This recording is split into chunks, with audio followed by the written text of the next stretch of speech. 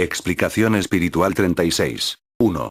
Como en el alba anterior os prometiera, ahora, hermanos míos, me extenderé un poco más en el tema del triángulo divino, que como símbolo, os ha sido señalado en vuestro frontal, siendo el triángulo invisible, ese triángulo espiritual, la marca de vosotros en este tercer tiempo. 2. Con ese triángulo, hermanos, se os da a entender que no es esta la primera vez que habéis sido escogidos o señalados para un destino, para una misión. 3. Ese triángulo os habla de las tres advenimientos del Padre entre vosotros, de los tres tiempos, de las tres revelaciones, razón por la cual Él os ha nombrado, los Trinitarios. 4. Hablemos entonces, de cómo ha sido esa marca que el Padre os ha entregado en los tiempos pasados, hasta llegar a este tiempo, en que de nuevo fuisteis señalados con el triángulo divino. 5. En el primer tiempo, vivía Jacob con sus hijos en las tierras de Canaán, mas las necesidades materiales y la escasez de alimentos hizo emigrar a aquella familia al Egipto. 6. En Egipto reinaban reyes llamados faraones, quienes practicaban cultos idolátricos, siendo el pueblo egipcio idólatra y pagano, pues al no tener el conocimiento de la verdadera divinidad, no concebía aún la existencia de un Dios invisible, y por lo mismo, rendían culto y entregaban su adoración a todo aquello que encontraban maravilloso, misterioso o con algo de sobrenatural. 7. Erigían templos al sol y a la luna, templos que eran enormes y magnificentes, y adoraban también a algunas bestias y a los elementos. 8. Jacob y sus hijos, siendo creyentes del Dios verdadero, conociendo al Dios invisible y amándole, tuvieron que ir a vivir al seno de aquel país pagano y gentil. 9. De los 12 hijos de Jacob brotó la simiente, surgiendo familias, que a su vez se convirtieron en tribus, y estas tribus se hicieron muy numerosas a través de los años y de los siglos. Así, en el seno del pueblo egipcio, creció el pueblo de Israel. 10.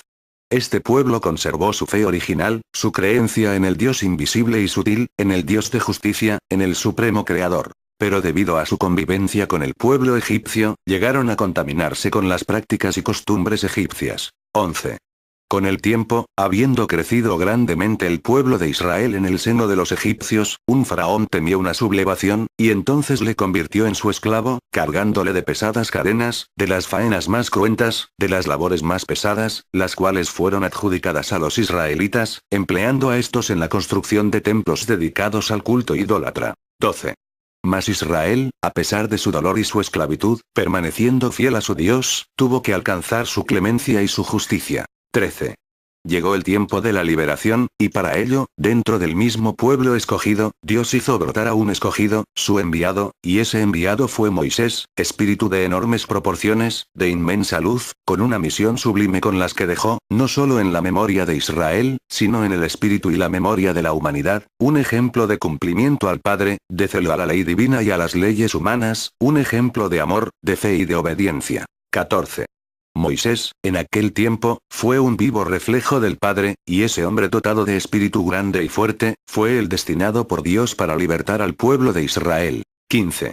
Grande fue la lucha de Moisés contra el faraón, pues aquel solicitaba que éste autorizara la salida del pueblo de Dios hacia la tierra prometida, a la tierra de Canaán, y al serle negada la petición, Moisés profetizó grandes purificaciones, que en forma de calamidades y plagas caerían sobre Egipto, si el faraón no permitía la salida de su pueblo. 16.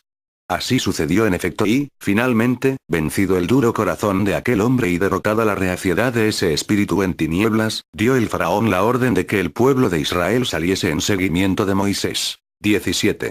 La última noche que el pueblo de Israel estuvo en Egipto, fue este ampliamente preparado por su guía y legislador, Moisés, quien había sido inspirado de espíritu a espíritu acerca de cómo debía ser aquella salida, y de cómo debía el pueblo penetrar en preparación. 18.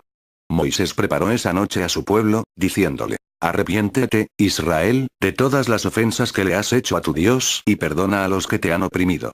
No has de dormir esta noche. Coloca en tus pies las sandalias como si fueses a un largo viaje, toma el cayado o el báculo en tu diestra en señal de viaje, y por alimento solamente has de comer hierbas amargas cocidas y sin sal. Escoge de entre tus rebaños un cordero macho y virgen, y sacrificándolo, has de comer su carne asada y sin sal, y con su sangre, has de señalar la puerta de tu casa, porque toda casa de Israel que no estuviese señalada con la sangre del cordero primogénito, esta noche será tocada por la justicia divina.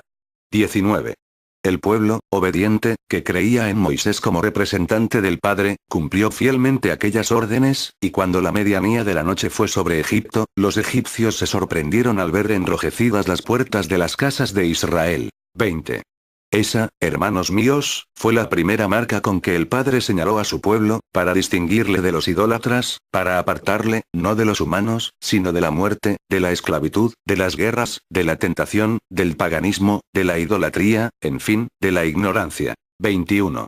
Esa marca fue simbólica, mas el sentido de ella es inmenso y profético. Era más pura e inocente la sangre de aquel corderillo material, que la de cualquiera de los israelitas, porque todos habían pecado con conocimiento de causa, y aquella sangre inocente y limpia, era una anticipación, una figura, de la sangre purísima que habría de derramar el Cordero Divino, el Mesías, en el segundo tiempo. 22. El pueblo de Israel recordó siempre aquella noche de vigilia, de oración y de preparación. 23. Sabía Israel que le esperaba un largo viaje, y que solamente la fe en Dios podía hacerle llegar a su meta, a su destino. 24. Sabía el pueblo, que para llegar a la tierra que manaba leche y miel, era menester pasar por un tiempo de tribulación y privaciones, de luchas, peligros y acechanzas, que era necesario atravesar el desierto, el cual le iba a abrir sus brazos para envolverlo por un largo tiempo. 25. Todo esto lo supo el pueblo aquella larga noche de preparación y de vigilia, noche en la que el Espíritu Divino del Padre señaló a su pueblo, no con la sangre material de los corderos, sino con la luz y la sangre de su amor divino. 26. Israel salió de Egipto, y penetró en el desierto, comenzando su largo tránsito por él, y cada año, en conmemoración de aquella fecha, celebró la fiesta de la Pascua, que quiere decir en hebreo, paso, simbolizando con esa palabra el paso que habría de marcar el principio de su liberación. En cada conmemoración, el pueblo volvía a preparar la mesa, a poner el cordero inmolado en ella, a comer solo hierbas amargas y sin sal, y a colocar las sandalias en sus pies, en memoria de aquella noche. 27. Después, ya penetrado Israel en la tierra prometida de Canaán, siguió conmemorando aquello como una tradición, como una fiesta espiritual. Así estaba permitido en esos tiempos, y el pueblo seguía sacrificando corderos, recordando y enseñando a las nuevas generaciones, que en una noche bendita de liberación, el Padre rescató a su pueblo de las cadenas de la esclavitud, de las tinieblas y de la idolatría, y que por estar sus hogares señalados con la sangre del cordero inocente, por ostentar aquella señal divina, fueron liberados también de la justicia divina, y sabiéndolo ellos, guardaron aquella señal en todo el primer tiempo. 28. Cuando el segundo tiempo llegó para los hombres, surgió el Mesías, Jesús el Cristo entre la humanidad, y en su enseñanza dijo a las multitudes: no olvidéis la ley por las tradiciones, no por cumplir con estas tradiciones olvidéis la práctica de la ley del Padre. 29. Cuando él, por amor al mundo se dejó inmolar, con su sacrificio detuvo el derramamiento de sangre de criaturas inocentes, de seres que no podían, en forma alguna, limpiar los pecados de los hombres, porque por muy grande que sea el dolor de los seres inferiores, este es siempre inconsciente. 30. Quiso el Padre demostrar a su pueblo, que solo un dolor espiritual, un dolor consciente, un dolor por amor, era el que podía darle la vida eterna, no la vida pasajera de este mundo, y por eso él se dejó inmolar por el mundo, por eso se le llamó el Cordero Inmolado, el Cordero Pascual. Porque, no fue ya el Cordero material como aquella noche en Egipto, quien fuera sacrificado, sino que fue el Cordero Divino quien fuera inmolado en una fiesta de Pascua, cuando Israel se encontraba celebrando en Jerusalén aquella tradición. 31. El Divino Maestro ascendió a la cruz, para derramar su sangre sobre todos, y esa sangre del Divino Cordero, esa sangre divina, no la sangre humana que puede verterse en tierra, sino la que es vida espiritual, esencia y eternidad, la verdadera sangre, quedó depositada en todos los espíritus de la humanidad. 32. Cada una de las gotas de sangre que vertió aquel cuerpo, fue un símbolo del caudal infinito de amor, que en aquel instante, brotara del Espíritu del Padre para la humanidad, y como símbolo de aquel sacrificio quedó la cruz, aquel madero en el cual expirara como hombre, aquel madero al cual ascendió para abrir sus brazos y para abrazar, perdonar y amar a todo el universo. 33. Con esa figura, con ese símbolo, con esa señal, el cristiano se levantó y cruzó los caminos, abriendo brechas de luz y combatiendo las tinieblas y la ignorancia, abriendo camino hacia la espiritualidad. 34. Los cristianos también, cuando la muerte llegaba a ellos, abrían sus brazos imitando a su Maestro, formando con sus brazos una cruz, en un abrazo que significa vida eterna y perdón. 35. La primera señal, la sangre del Cordero, significa liberación, la marca de la libertad. La segunda, la del Cordero Divino, significa redención. 36.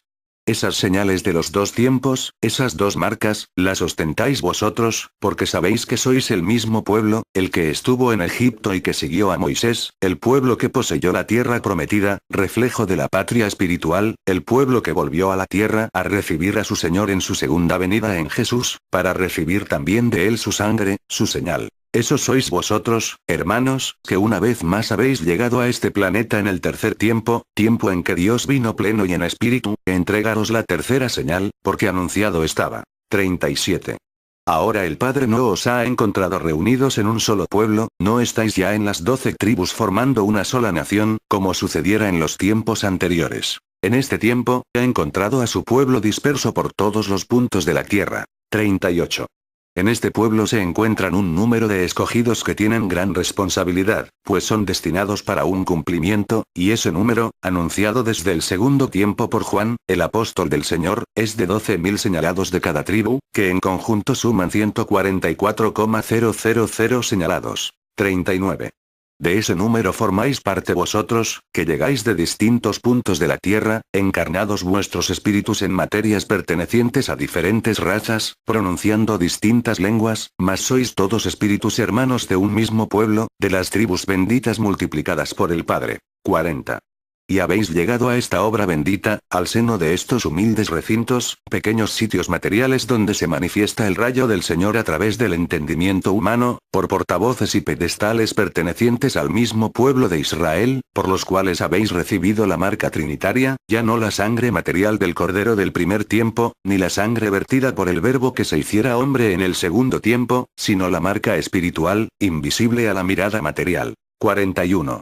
Esta marca, esta señal, no está puesta en vuestro frontal material, sino en vuestro espíritu, es ahí donde está la luz que el Padre os entregó en el primer tiempo como ley, en el segundo tiempo como amor, y en este tercer tiempo como sabiduría, formando con ello el triángulo divino, que es símbolo espiritual. 42.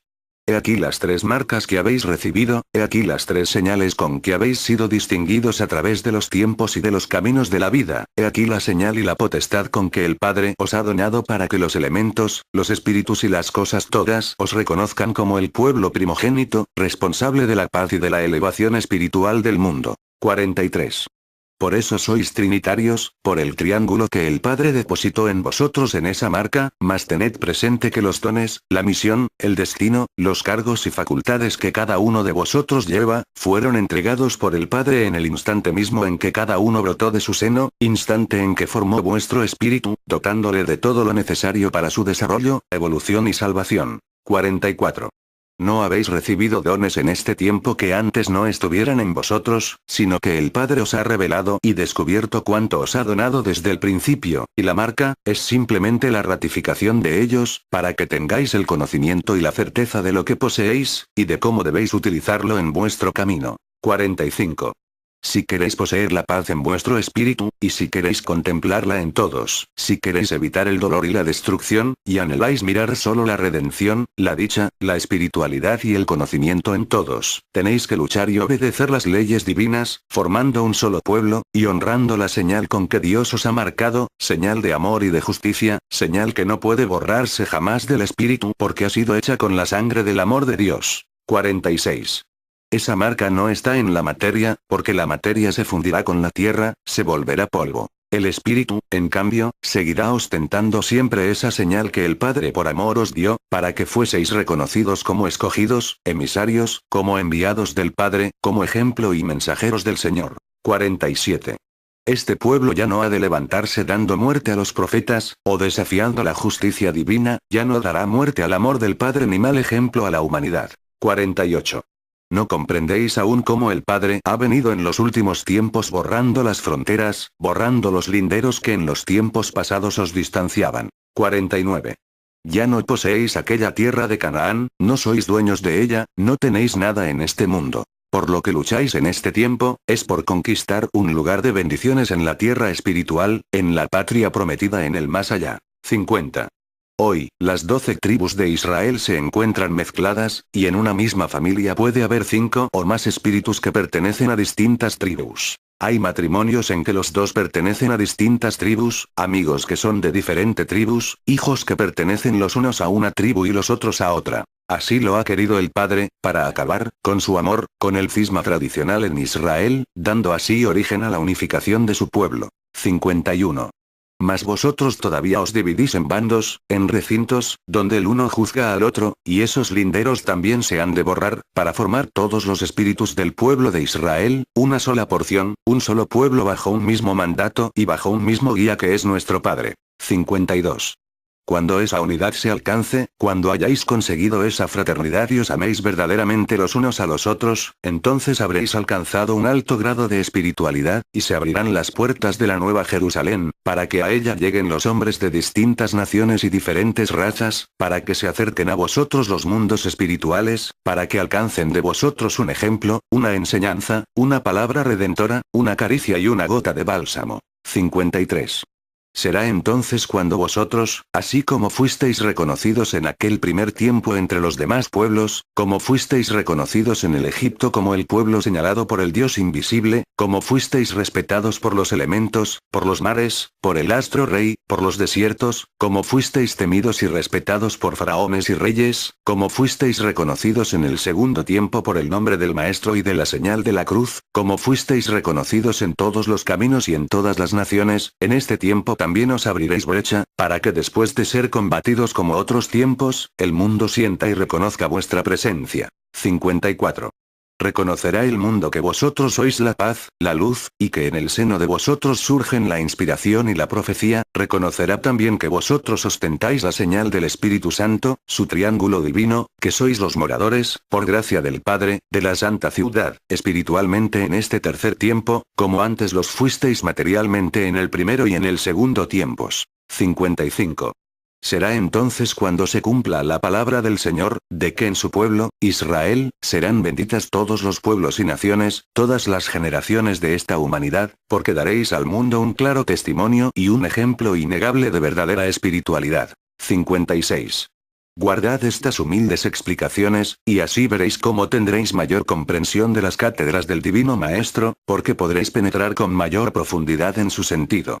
Hermanos, alcanzad la convicción de que los ejemplos y los hechos que el Padre ha consumado en los tiempos pasados, no pueden ser olvidados ni desconocidos por vosotros, porque son los testamentos que os ha legado, y porque son los hechos que vosotros habéis escrito con vuestros propios pasos en los tiempos anteriores. 57. ¿Sabéis acaso quiénes fuisteis en otros tiempos? ¿Recordáis acaso o sabéis por intuición espiritual cuál fue vuestra obra y vuestra labor en el primero y segundo tiempos? No lo sabéis. 58. Por eso es bueno que no os turbéis, y que tengáis siempre respeto y amor por las cosas que el Padre os reveló en aquellos tiempos, sea directamente o por conducto de sus enviados. 59. Relacionad todas estas cosas, y formad dentro de vuestro espíritu un solo libro de sabiduría, un solo conocimiento, para que sepáis ser, para la humanidad, el buen maestro de las cosas espirituales. 60. No habréis de enseñar simplemente historia, no habréis de ser ricos en conocimientos materiales, versados en fechas, nombres o lugares de aquellos tiempos, sino que vuestra riqueza espiritual consistirá en el verdadero conocimiento, porque poseeréis el sentido, el análisis y la comprensión de las cosas que el Padre os ha enseñado y revelado, cosas que no han sido comprendidas por la humanidad. 61. Habéis permanecido adormecidos y aletargados durante mucho tiempo, y el Maestro ha seguido caminando, el Pastor ha seguido transitando, y ahora para que vosotros les alcancéis en el camino, mucho tendréis que apresurar vuestro paso, pero no os entristezcáis, porque habréis de llegar en la hora fijada por el Padre, ni antes ni después. Y no es que el Padre quiera haceros caminar deprisa, es que os habéis detenido por mucho tiempo. 62. Para servir primeramente a Dios, y después a vosotros, el mundo espiritual de luz desea que quedéis con la paz del Señor en vuestro espíritu. Aquella familia del Egipto. 6. En Egipto reinaban reyes llamados faraones, quienes practicaban cultos idolátricos, siendo el pueblo egipcio idólatra y pagano, pues al no tener el conocimiento de la verdadera divinidad, no concebía aún la existencia de un Dios invisible, y por lo mismo, rendían culto y entregaban su adoración a todo aquello que encontraban maravilloso, misterioso o con algo de sobrenatural. 7. Erigían templos al sol y a la luna, templos que eran enormes y magnificentes, y adoró su fe original, su creencia en el Dios invisible y sutil, en el Dios de justicia, en el Supremo Creador. Pero debido a su convivencia con el pueblo egipcio, llegaron a contaminarse con las prácticas y costumbres egipcias. 11. Con el tiempo, habiendo crecido grandemente el pueblo de Israel en el seno de los egipcios, un faraón temió una sublevación, y entonces le convirtió en su esclavo, cargándole de pesadas cadenas, de las faenas más cruentas, de las labores más pesadas, las cuales fueron adjudicadas a los Aban también a algunas bestias y a los elementos. 8. Jacob y sus hijos, siendo creyentes del Dios verdadero, conociendo al Dios invisible y amándole, tuvieron que ir a vivir al seno de aquel país pagano y gentil. 9.